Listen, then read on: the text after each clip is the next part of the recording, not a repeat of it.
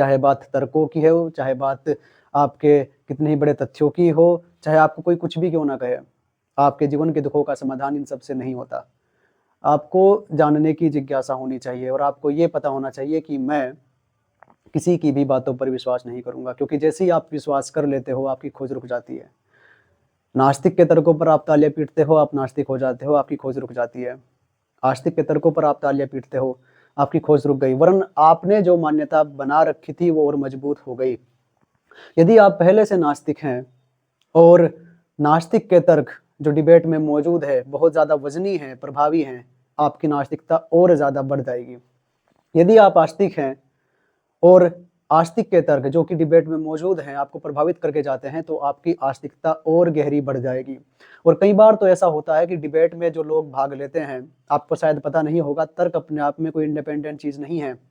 तर्क का उपयोग किया जाता है और तर्क का उपयोग किस तरीके से किया जा रहा है वो निर्भर करता है कि तर्क करने वाला आखिर कौन है और उसकी मान्यता क्या है।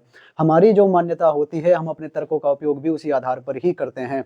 यदि मैं नास्तिक हूँ तो मैं पूरी कोशिश करूँगा कि मेरी बुद्धि, मेरा विवेक, मेरा विचार, मेरे सारे ज्ञान का उपयोग परमात्मा के अस्तित्व को नकारने में किया जाए। और यदि मैं बचपन से आस्तिक हूँ, मेरी परवरिश इसी प्रकार की हुई है, मुझे संस्कार इसी प्रकार के दिए गए हैं, तो मैं कोशिश करूँगा कि मेरी सारी बुद्धि, मेरे सारे विवेक, विचार, तर्क, ज्ञान सभी का उपयोग मैं परमात्मा के अस्तित्व को सिद्ध करने में कर दूँ।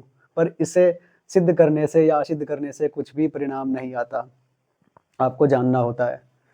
आपको इन जीवन के गहरे प्रश्नों को यदि समझना है और आप चाहते हो कि वास्तव में ये परमात्मा या सत्य आपका अनुभव बने, तो आपको साधना में उतरना होगा। बिना उसके कोई भी उपाय नहीं है। और जो भी आपके आसपास या आप यदि इस प्रकार की डिबेट्स में दिलचस्पी लेते हैं और एकदम से आस्तिक या उछल करके एकदम से नास्तिक बन जाते हैं, तो बस आप अपने आप को एक धोखा दे रहे हैं, उससे और कुछ भी नहीं होगा।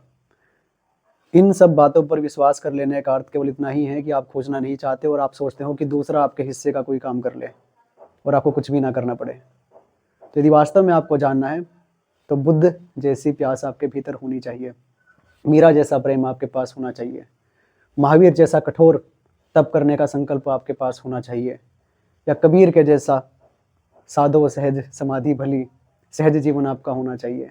यदि आपके पास ऐसा नहीं है तो इस प्रकार की बातें, इस प्रकार की बहस, ये ज्ञान चर्चा, ये तर्क इत्यादि आपको कहीं भी नहीं पहुंचाएंगे। ध्यान रखिएगा, साधना ही करनी पड़ेगी, अपने ही भीतर उतरना पड़ेगा, तभी आपको पता लगेगा कि वास्तव में आखिर सत्य क्या है, सच्चाई क्या है। वीडियो अगर अच्छी लगी हो तो सब्सक्राइब जरूर कीजिएगा। धन्यवाद।